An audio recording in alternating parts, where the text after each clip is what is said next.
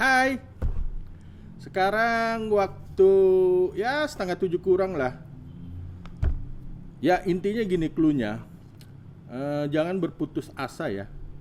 Ketika dalam masa sulit seperti sekarang ini, ingatlah bahwa waktu akan terus berjalan, tak peduli apa yang sedang kita sama-sama rasakan saat ini. Itu. Semangat pagi. Salam gigi. Assalamualaikum warahmatullahi wabarakatuh. Langsung saja pembahasan pagi ini yaitu tetapkan kepribadian yang Anda gunakan pada media sosial yang pas untuk produk kita. Produk kita ingat toh?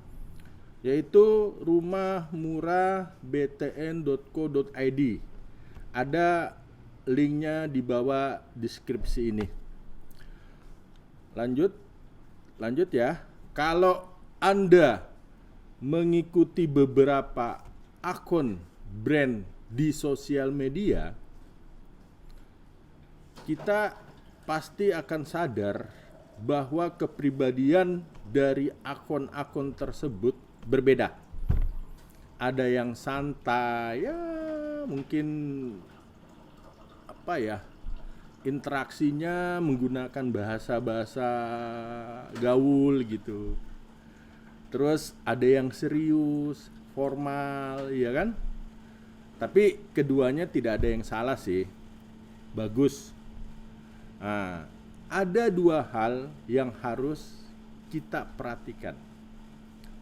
Pertama, mana yang mencerminkan bisnis Anda? Karena produk itu tidak ada yang tidak bersegmentasi pasar. Itu. Jadi produk itu tidak ada yang tidak bersegmentasi pasar, ya kan? Yang kedua, mana yang tepat untuk audiens kita? Terutama karena di Indonesia kita punya bahasa baku ya, dan bahasa pergaulan. Pastikan Anda memilih yang tepat dan gunakan secara konsisten. Itu konsisten. Ini beberapa kepribadian yang harus Anda tentukan di awal pada saat Anda mau masuk ke media sosial tersebut. Mencerminkan produk kita lah media sosial tersebut. Kalau target pasar Anda berusia dewasa, akan aneh kayaknya kalau kita menggunakan bahasa yang terlalu santai. Produk kita itu kayaknya ya yang dewasa lah, yang mapan dan sebagainya. Jadi harus agak-agak formal lah, kita punya bahasa, kita punya interaksi dan lain-lain. Oh iya, serius itu bukan berarti kaku ya. Serius itu bukan berarti kaku. Kata-kata yang kita gunakan di sosial media akan mencerminkan bisnis kita. Tidak ada yang suka berteman dengan orang yang bicaranya terlalu kaku gitu. Kayak robot aja. Ya kan? Jadi kita bagi 4 gaya orang, saya, Anda, dan mereka yang masuk ke media sosial. Masing-masing punya karakter tuh. 1, karakter misalnya lucu, supel, ramah, cerdas, dan berwibawa misalnya. 2, bahasa yang dipakai itu apakah menggunakan bahasa sederhana, santai, bercanda, atau bahasa baku. Itu masing-masing karakter orang. 3, gaya bicaranya ya ada yang sopan, rendah hati ya, blak-blakan, dan ada juga yang kritis gitu. Dan yang terakhir, tujuan ke media sosial, kebanyakan dari orang ya rata-rata mereka hanya mencari hiburan, inspirasi, informasi, mereka butuh informasi, edukasi ya seperti sekarang edukasi, ataupun ya hanya interaksi, lihat teman, lihat keluarga, dilihat bagaimana keluarga, kabar dan sebagainya, sudah di mana, aktivitasnya apa dan sebagainya, serta lain-lain lah. Seperti itu. Jadi kita mesti menyesuaikan produk kita itu mesti menyesuaikan kepribadian mana dari pelanggan, calon customer yang kita akan sasar. Seperti itu. Saya ingat cara ini dalam teknik NLP, Neuro Linguistic Programming, itu seperti kita menyamakan secara psikologis antara kita sebagai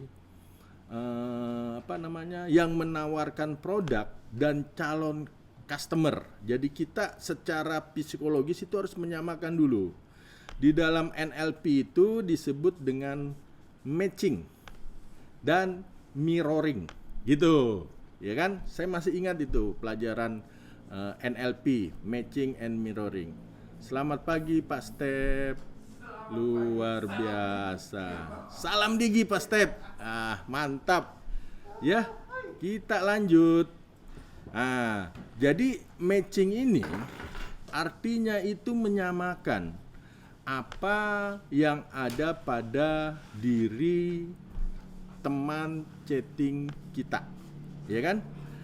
Jadi seperti apa gaya yang mereka lakukan di media sosial, itu harus kita samakan. Supaya apa?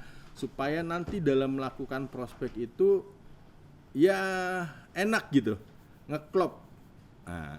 Sementara mirroring atau bercermin dalam media sosial itu artinya melakukan kesamaan topik pembahasan. Jadi kalau misalnya pembahasan misalnya mengenai bisnis, kita harus sama pembahasan kita juga mengenai bisnis, agar dia itu merasa wah ini berarti sudah sama dengan persepsi saya, seperti itu. Jadi kita itu mesti melakukannya agar bila sudah mendapatkan kesamaan, baru kita melanjutkan interaksi selanjutnya, prospek, terus presentasi, closing, akhirnya delivery order. Contoh lah, kita misalnya dipoto rame-rame ya kan? Begitu kita melihat hasilnya, yang pertama akan dilihat ya diri kita dulu, saya dulu, bagus nggak hasilnya? Setelah yang dilihat diri saya, baru teman-teman dekat yang ada di sekitar kita. Jadi itu perlunya kita membangun kesamaan. Setelah ngeklop, baru kita lihat kebutuhan, keinginan mereka apa. Cocok, mix nggak dengan produk kita. Setelah mix, prospek, presentasi, setelah presentasi, deal maker, setelah deal maker, delivery order. Oxme, itu aja sharing kita hari ini. Besok kita akan membahas mengenai strategi konten untuk akun sosial media kita. Bahagia selalu untuk kita semua. Saya Koko Sodik.